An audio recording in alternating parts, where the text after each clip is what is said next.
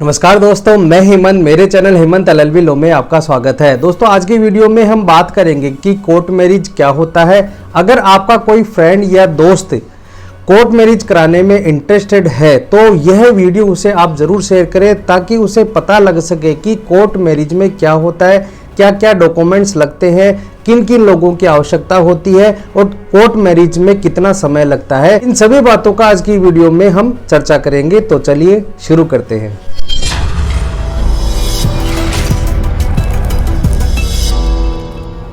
देश में इतने सारे लोग हैं जो लव मैरिज को कोर्ट मैरिज में बदलना चाहते हैं और इसका क्या कानून है।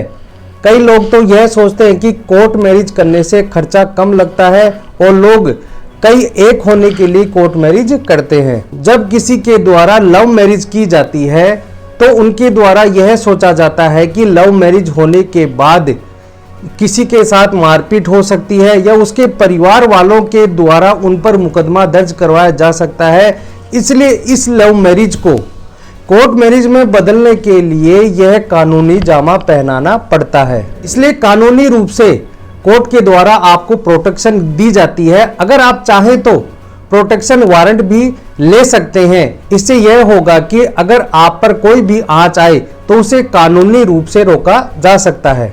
आगे बढ़ने से पहले मैं आपको ये बता दूं कि हमारे पास या फिर ऐसे लोग भी हैं जो शादी करने के लिए संपर्क करते हैं। एक एडवोकेट होने के नाते मैं आपको ये बता दूं कि हमारे पास ऐसे लोग हैं जो शादी तुड़वाना चाहते हैं और शादी करवाने के लिए संपर्क भी करते हैं।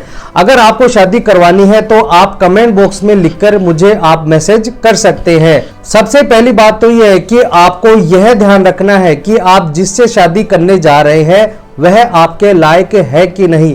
यह सब शादी से पहले बहुत ही अच्छा लगता है, लेकिन शादी के बाद यह बोरिंग सा लगता है। इससे पहले मैं आपको यह सतर्क कर देता हूं कि सबसे पहले आपको यह चुनाव करना है कि जो आप करने जा रहे हैं वह सही है या गलत है। और सबसे बड़ी बात यह है कि आप अपने माँ बाप को सूचना कर दें कि आप शादी करने जा रहे हैं। अगर आपके माँ बाप नहीं मानते हैं तो आप मुझसे संपर्क कर सकते हैं, क्योंकि शादी करना बहुत ही आसान है लेकिन उसे निभाना बहुत ही मुश्किल होता है। सुप्रीम कोर्ट की क्या गाइडलाइन है और सुप्रीम कोर्ट का क्या फैसला है। सुप्रीम कोर्ट में यह भी बताया गया है कि अगर कोई लव मैरिज से कोर्ट मैरिज करना चाहता है तो उसमें क्या फायदा है, उसमें क्या डॉक्यूमेंट्स लगेंगे और उसमें कितना समय लगता है और कितना पैसा लगता है। यह सारी बातें मैं आपको जरूर बताऊंगा। लेकिन अगर आपने अभी तक मेरे चैनल को सब्सक्राइब नहीं किया है तो जल्दी से चैनल को सब्सक्राइब जरूर करें ताकि ऐसे ही वीडियो आपको मिलते रहें। इसकी शुरुआत स्पेशल मैरिज एक्ट 1954 से होती है। इसमें कितना समय लगता है, लोगों के मन में यह रहता है कि अगर हम कोर्ट मैरिज करते हैं और लड़की को हम साथ ज्यादा समय के लिए साथ में नहीं ला सकते हैं तो इसमें समय कितना लगेगा। तो मैं कहूंगा 1 दिन का समय लगेगा। अगर आप अच्छे वकील से सलाह लेते हैं तो 4 घंटे में यह कोर्ट मैरिज हो सकती है और आपको सर्टिफिकेट भी दे दिया जाएगा। इसके साथ ही आपको प्रोटेक्शन वारंट भी ले लेना चाहिए, क्योंकि शादी के बाद डर रहता है कि किसी के द्वारा मुकदमा ना कर दिया जाए या शादी के बाद किसी के साथ मारपीट नहीं किया जाए या फिर कोई लड़की के माँ बाप या भाई बहन या कोई रिश्तेदार के द्वारा मारपीट नहीं की जाए। तो ऐसी सुरक्षा के लिए आपको प्रोटेक्शन वारंट भी ले लेना चाहिए।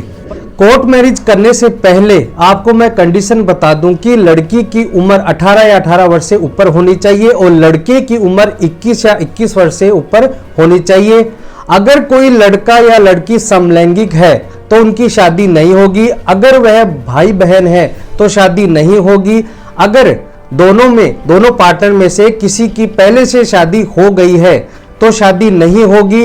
अगर आपको शादी करनी है तो या तो डिवोर्स का कोई आदेश होना चाहिए तभी शादी हो सकती है, या दोनों पार्टनर में से किसी पार्टनर की डेथ या फिर मृत्यु हो गई हो तो उसकी शादी हो सकती है। अगर आपने इन कंडीशंस को नहीं माना और आपने शादी कर ली तो यह शादी इलीगल मानी जाएगी, यानी गैर कानूनी मानी जाएगी। इसके बाद आपको रजिस्ट्रार ऑफिस में एक एप्लीकेशन देनी होती है। एप्लीकेशन मूव होने के बाद आपको एक डेट दी जाती है।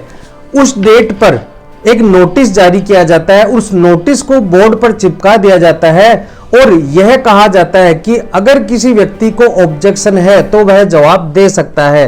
और अगर किसी के द्वारा जवाब दिया जाता है और वह जवाब सही तरीके से पेश नहीं किया गया होता है तो रजिस्ट्रार ऑफिस या ऑफिसर के द्वारा उसे रिजेक्ट करके उन कपल्स की शादी करके इन्हें मैरिज सर्टिफिकेट दे दिया जाएगा। मैं आपको यह बता दूं कि लोगों के द्वारा आम बोलचाल में इसे कोर्ट मैरिज कहा जाता है, लेकिन यह मैरिज रजिस्ट्रेशन कहलाता है। अगर आप हिंदू हैं तो आपको हिंदू रीति रिवाज के अनुसार शादी कर लेनी चाहिए। अगर इसकी प्रक्रिया के बारे में आपको पता नहीं है तो आप एक वकील से मिलकर इसकी प्रक्रिया के बारे में जान सकते हैं। आपको आर्य समाज में जाकर 2 विटनेस के सामने आपको शादी करनी है।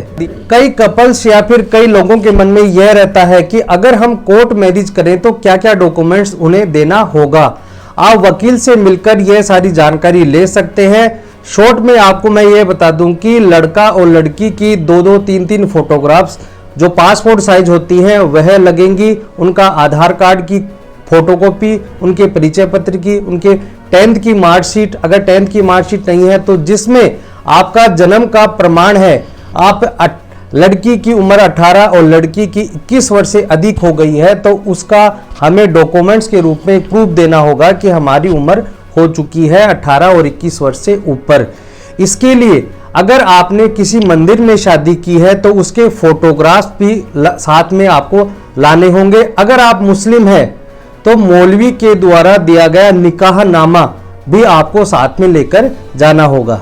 इस काम के लिए आपको घबराना नहीं है।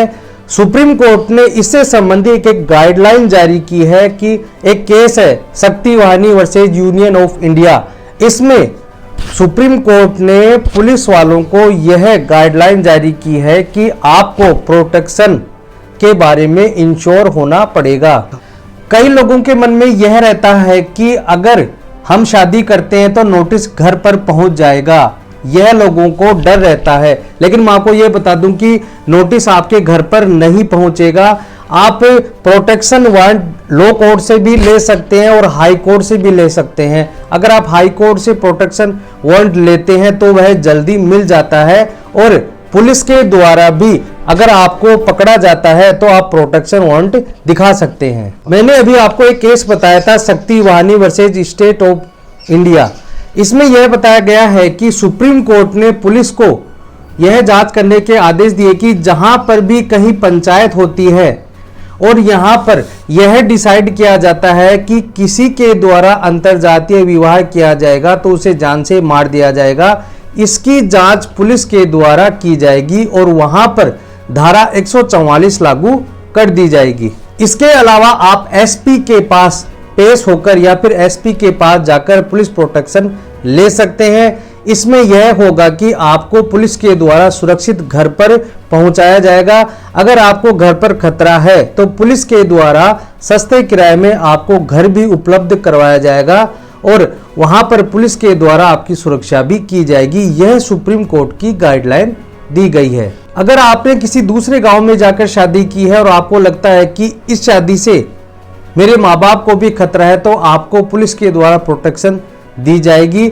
अगर आपके साथ मारपीट होती है तो आप उनके खिलाफ एफआईआर भी दर्ज करवा सकते हैं। अगर पुलिस के द्वारा इसमें कोई भी कार्रवाई नहीं की जाती है तो आप उस पुलिस वाले के खिलाफ भी शिकायत दर्ज करवा सकते हैं जो आपके मामले में ठीक तरह से जांच नहीं कर रहा है। इस मामले में उस पुलिस वाले के खिलाफ तुरंत एक्शन लिया जाएगा और उस पर कार्रवाई की जाएगी। अगर कोई ओनर या फिर कोई समाज सेवी या फिर कोई ऐसा व्यक्ति जो समाज की बदनामी के डर से उन कपल के साथ मारपीट कर रहा है या उनको ऐसा लगता है कि वह जान से उन्हें मार देगा तो उस पर मुकदमा चलाया जाएगा और उनके लिए फास्ट ट्रैक कोर्ट बने हुए हैं जिससे कार्रवाई तुरंत होगी। सबसे बड़ा मुद्दा यह होता है कि जो कपल्स होते हैं उन्हें यह बहुत ही जरूरी होता है जानना कि अगर हम कोर्ट मैरिज करवाते हैं तो उसमें खर्चा कितना लगता है। मैं आपको यह बता दूं कि जो एक एंड्रॉयड मोबाइल होता है उतने का खर्चा आपके जेब से लगेगा। इतना कम खर्चे में आपकी शादी हो जाएगी। आपको 4 घंटे में आपको मैरिज सर्टिफिकेट दे दिया जाएगा और 4 घंटे में ही आपको प्रोटेक्शन वारंट भी दे दिया जाएगा। ताकि आपको पुलिस से और घर वालों से सुरक्षा प्रदान कर सके। अगर आप शादी करना चाहते हैं या शादी करने के इच्छुक हैं तो मैं नीचे जो डिस्क्रिप्शन है उसमें मेरी मेल आईडी मैं डाल दूंगा। आप उसमें जो सब्जेक्ट है उसमें आप लिखें कि कोर्ट मैरिज हेल्प, यह लिखकर आप मुझे मेल कर सकते हैं। मैं आपसे कांटेक्ट करूंगा और जो भी आपकी रिक्वायरमेंट है उसे पूछा जाएगा और उस आधार पर आपकी शादी करवाई जाएगी। मैं चाहता हूं कि आपका जीवन सुखमय हो और विवाह के बाद भी जो अरेंज मैरिज होते हैं कोई जरूरी नहीं कि वह भी चलते हैं, लव मैरिज भी कई समय तक चलते हैं और आपका जीवन बहुत ही अच्छी तरह से चले। अगर आपको वीडियो अच्छा लगा हो तो प्लीज़ इसे लाइक और शेयर जरूर करें ताकि आपके दोस्तों रिश्तेदारों को अगर किसी चीज़ की रिक्वायरमेंट है या फिर उन्हें किसी बात को लेकर डर लग रहा है या फिर कोई बात को पूछना है तो आप मुझसे संपर्क कर सकते हैं। अगर आपको मैरिज से संबंधित कोई भी बात करनी है, आपको मैरिज करवानी है तो मुझे कमेंट बॉक्स में पूछ सकते हैं, आपसे संपर्क किया जाएगा और जो भी खर्चा है वह आपको बता दिया जाएगा, उसके बाद आपकी शादी करा दी जाएगी।